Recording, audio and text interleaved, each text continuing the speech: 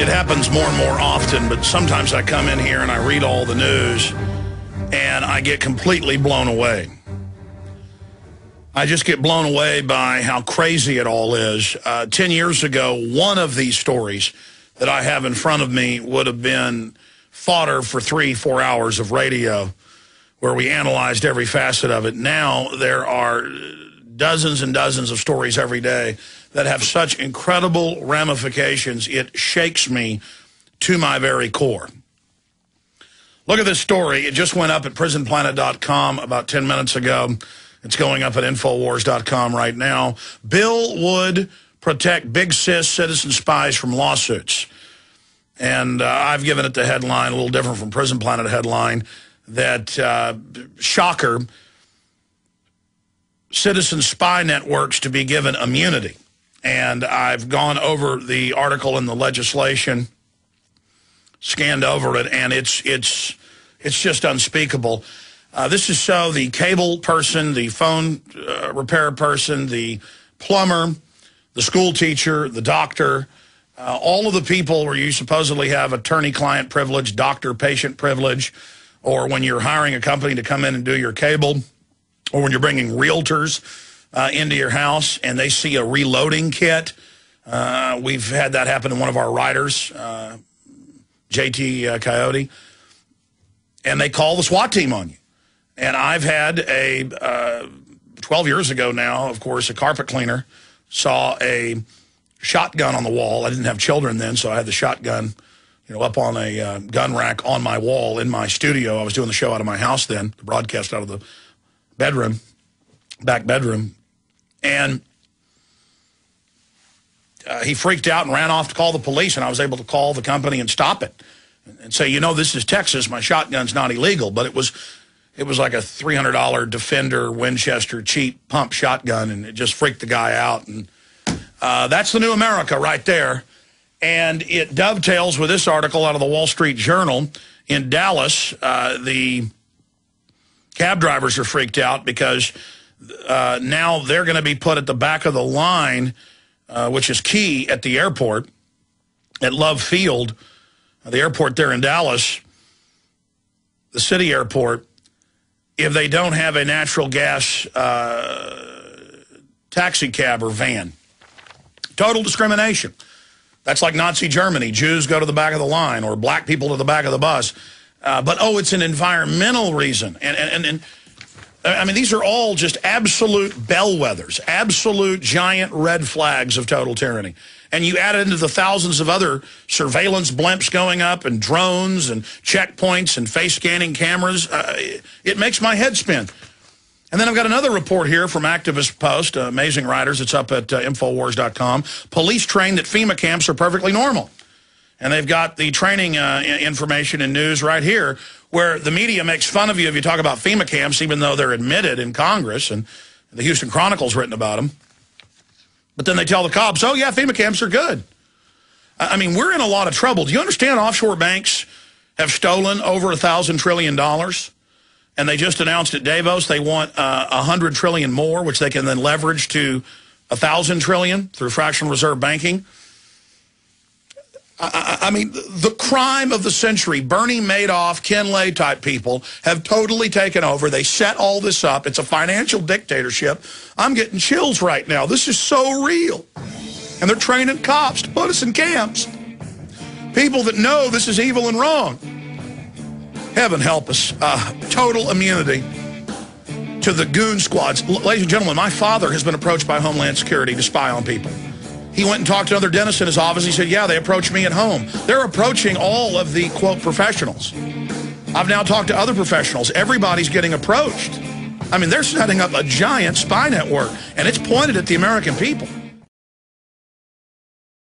We have a very important broadcast lined up for you today. Thank you so much for joining us. It is the 27th day of January 2011, this Thursday edition.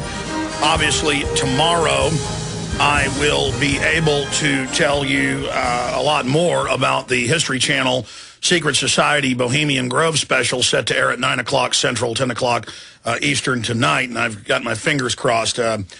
You know, obviously, Brad Meltzer's done a lot of things that make us not trust him, and I tried to grill him in a nice way when he was on with us earlier in the week ahead of the episode. And he put in the proviso that, oh, I come off like a hero in it when I was talking to him off air. But he said the proviso was, but I haven't seen the final cut. And so we'll see what happens with that tonight. But I always try to take the field and engage the globalist. But we'll certainly be able to definitively report on what really is going on tomorrow on the Friday edition, and then, of course, Sunday. We had Dr. Paul Connett, a chemistry professor, on a few months ago, and he talked about the different radioactive isotopes that are in the water supplies that are being added via the phosphate mine derivatives that are added into the water that are named sodium fluoride, but actually have hundreds and hundreds, in some cases over 300 different chemicals. Generally, it's about 150 or so, depending on where your city buys these chemicals from. And that's now, since he was on, hit the news in Texas that the state knew that this was in almost all the water supplies and covered it up, covered up the radiation particles, the radioactive particles of radium, and, of course, uranium and other things. But that is just such a huge issue, such a huge issue. And I've even heard local talk show hosts on local AM, you know, make jokes about that when it came out. Oh, I guess the conspiracy theorists are right. There is uranium in our water. But then they laugh and giggle as if we're still bad because we're warning people about it and then laugh at us. People get into laughing at danger and making a joke out of those of us that recognize it and raise the alarm. And they've taken our self-preservation instincts and turned them on their head with many people. And it's our job to shake people out of their mind-controlled stupor. And so then about 3 weeks ago, the federal government came out and said, you know what, we were wrong saying put 1.2 parts per million sodium fluoride in the water.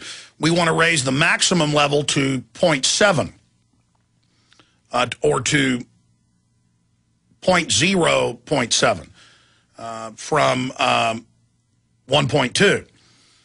And they said it is causing dental fluorosis, and children shouldn't brush their teeth with it. And, of course, all the other major studies are showing bone cancer. The list goes on and on. But now they're having to partially back off of it, because the studies are coming out from prestigious institutions like gangbusters that fluoride is added to many foods, it's in the toothpaste, it's in the water, and that it bioaccumulates like really nothing else in the bones and in the glands and the organs, and is causing absolute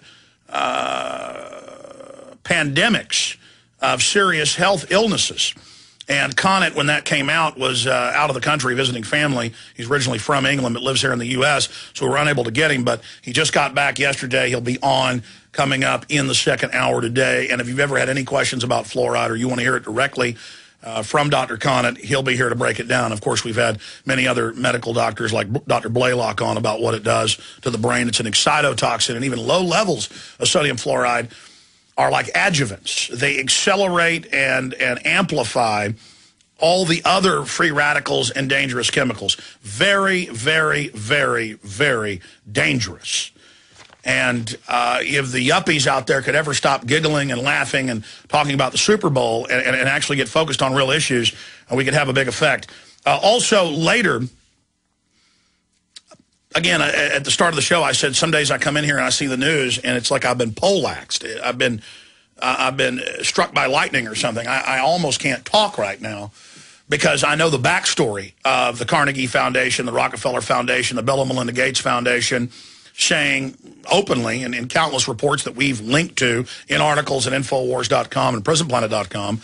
But Bill Gates has done TV live appearances where he releases genetically modified mosquitoes in a crowd of people on TED TV. Here it is in the Daily Mail. Mutant mosquitoes, Malaysia release of genetically modified insects sparks fears of uncontrolled new species. And what have they genetically engineered these to do? To breed with the same species of mosquitoes that they're associated with. They've been genetically modified. And to basically make them not live as long, to reduce their biological clock genetically. And, of course, this is what the globalists can introduce into our population as well through vaccines and other systems, and that's exactly what the hardcore eugenicists promote. I mean, this is so dangerous to the biosphere, so truly dangerous to the public, so dangerous to the planet. But meanwhile, they've got everybody running around hyperventilating over carbon dioxide, saying it's a deadly gas. We've got to put taxes on it, while the globalists are manipulating the very genetic connections of the planet and introducing mosquitoes that from other studies we've seen, they've been developing to force you to, quote, take different vaccines. But then when you read, they aren't really vaccines. The mosquitoes are biological carriers of very, very dangerous genetic manipulators into the body. So this is genetic engineering going on against the public. And if they're admitting that this is going on in Malaysia and areas of Africa and Latin America, can you imagine what's going on secretly? We've had a lot of research scientists on, and even the government admits that they believe that could be the causal effect, that the weaponized version of Lyme's disease came from Plum Island Biological Weapons Lab off the coast of New York, and that so did the big mosquito scare of the last decade with the West Nile. And so they're telling you all day how they're trying to protect you from foreign enemies and how you need to give up all your rights and have citizen spy networks and tattle on your neighbors and don't trust anybody but the government because terrorists might kill us any minute when you got a better chance of dying in auto accidents associated with hitting deer. There's over 400 a year on average. You've got a better chance of dying from a honeybee sting, right at about 100 a year. Several hundred a year die from wasp stings. You have a much better chance of being struck by lightning, hitting a deer, and flipping off the road. I personally have hit a deer, but luckily I was only going about 15 miles an hour. My cousin totaled his car, almost got killed hitting a deer going 70 miles an hour. Hundreds of people die hitting other livestock every year. You can pull up the numbers. Hitting cows, hitting horses. The point is we're giving up our whole way of life, our liberty, our freedom to this big corrupt government that's controlled by offshore banks on record because we're scared of the scary men from Central Asia that wear turbans and live in caves. It's all hyped up and most of it staged. Now, that said, I'm going to get into all of that later, and I've got all this other news on the economy and the riots going on worldwide, and reportedly the president, the dictator of Egypt, fleeing to England. We've got that report.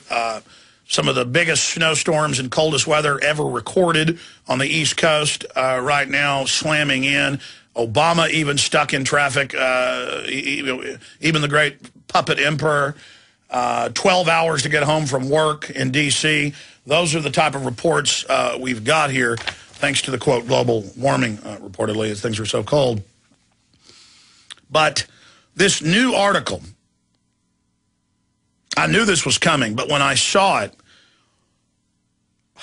it's just the ramifications of this are so massive. And we need to get this report out to everybody. And I want to commend everybody. You made the two search terms we did yesterday, number 1 and number 2, dealing with Obama's birth certificate. And that reporter that is an admitted, respected reporter and longtime friends of the governor. And he did say, I talked to the governor. He told me this and how he knows him for decades and knew him before he was a congressperson when he was a taxi driver. Then after it became a big firestorm yesterday, he went on Fox News and said, well, I meant to say I read about that in the paper. I didn't talk to the governor.